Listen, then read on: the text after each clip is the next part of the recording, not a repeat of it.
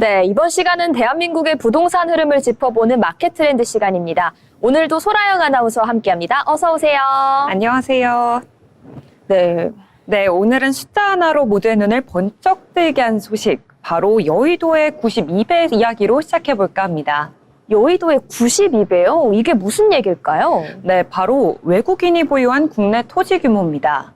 최근 4년 동안 20% 가까이 늘어나서 이제 여의도 면적의 92배, 약 2억 6천만 제곱미터에 달하는 걸로 조사됐습니다. 제가 생각한 것보다 훨씬 수치가 많긴 하네요. 혹시 어느 정도 늘어난 건지 구체적으로 알 수 있을까요? 네, 2020년에 외국인이 가진 땅이 약 15만 7천 필지였는데요. 올해는 18만 8천 필지로 19.6% 증가했습니다. 면적으로 보면 2억 5천만 제곱미터에서 2억 6천 7천만 제곱미터로 늘었죠. 한마디로 4년 만에 작은 도시 하나가 더 생긴 셈입니다. 그러면 그 작은 도시의 그 땅값을 다 합치면 얼마 정도가 될까요? 네, 총 공시지가로 보시면요. 약 33조 4천억 원.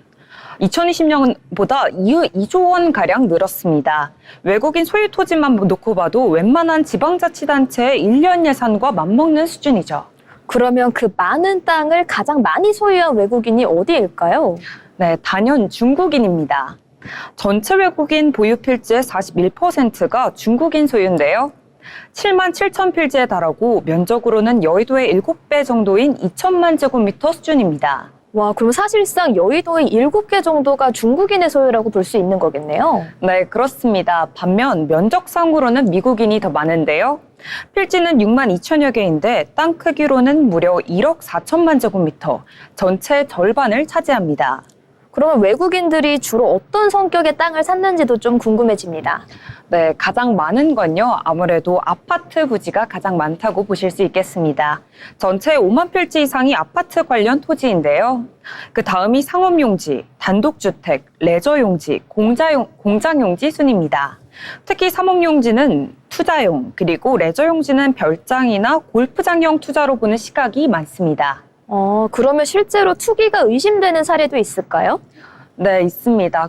꽤나 많다고 보실 수 있겠는데요. 2022년 국토부 조사를 보면 외국인 위법 의심 행위 567건 중에 중국인이 314건, 작년엔 528건 중에 211건이 중국인이었습니다.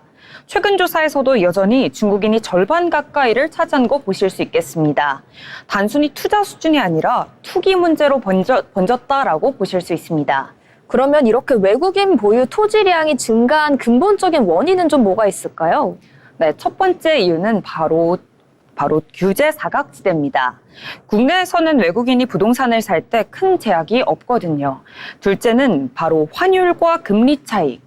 세 번째는 한국 부동산 시장의 바로 안정성입니다. 특히 서울과 수도권 땅은 안전한 자산으로 평가받고 있습니다. 아무래도 굉장히 외국인들에겐 매력적인 매물일 수밖에 없겠네요. 또 외국인들이 우리나라 토지를 매입하는 구체적인 방안에는 뭐가 있을까요? 크게 두 가지가 있다라고 말씀드릴 수 있겠는데요. 첫 번째는 바로 직접 개인 명의로 사거나 법인을 세워서 사는 경우가 있습니다. 특히 법인 형태는 소유 구조가 복잡해서 실제 소유주를 파악하기가 어렵습니다. 그래서 투기 자본의 통로로 악용될 여지가 있는 거죠. 그렇다면 지역별로는 어디가 가장 많을까요? 네, 요즘 외국인들이 가장 많이 찾는 곳은요, 바로 제주도입니다. 그 뒤를 바로 경기도, 강원도, 인천이 잇고 있습니다. 이렇게 그림만 봐도 답이 나오는 거 보실 수 있겠는데요. 바다가 보이는 휴양지, 서울 가까운 수도권 주변, 즉 살기 좋고 오르기 좋은 곳에 투자가 몰리고 있는 겁니다. 외국인들도 참 감각이 빠르다라고 말씀드릴 수 있겠습니다. 한국 사람들이 좋아하는 곳을 똑같이 고르고 있거든요. 아무래도 국민들의 반응이 마냥 좋지는 않을 것 같습니다. 네, 당연히 우려가 더 많습니다. 한 여론조사에선 국민의 73%가 외국인의 부동산 매입, 제한이 필요하다라고 답한 바 있습니다. 특히 실거주 목적이 아닌 투자용 거래는 규제가 필요하다라는 의견이 압도적이었습니다.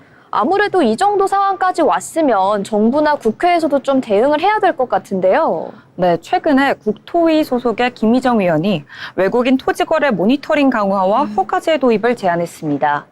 현재 일부 지역만 허가 지역으로 지정되어 있지만 앞으로는 전국 단위로 확대하자라는 움직임 역시 나오고 있죠. 그럼 혹시 다른 나라들도 이런 문제를 겪고 있나요?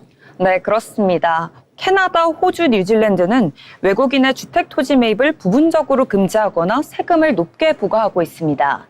우리나라처럼 규제가 느슨한 편은 극히 드물다라고 말씀드릴 수 있겠습니다. 그래서 지금이라도 관리 체계를 강화해야 한다라는 목소리가 커지고 있습니다. 네, 오늘 같이 이야기를 듣고 보니까 외국인의 토지 보유 문제가 단순히 통계가 아니라 앞으로의 국토 주권 문제로 이어질 수 있겠다 이런 생각도 드는 것 같습니다. 네, 맞습니다. 외국인의 토지 보유 문제가 무조건적으로 나쁘다라고 말씀을 드릴 수는 없겠지만 투기성 거래는 확실하게 걸러내야 합니다. 우리 땅이 투기 자본의 놀이터가 되지 않도록 모니터링과 제도 정비가 필요하다고 말씀드리는 거죠. 네, 결국 핵심은 균형인 것 같습니다. 우리 땅이 열린 시장인 건 좋지만 그만큼의 관리와 기준이 뒷받침돼야 될 것 같다 이런 생각이 드는 소재였습니다. 지금까지 그런 마켓 트렌드였습니다.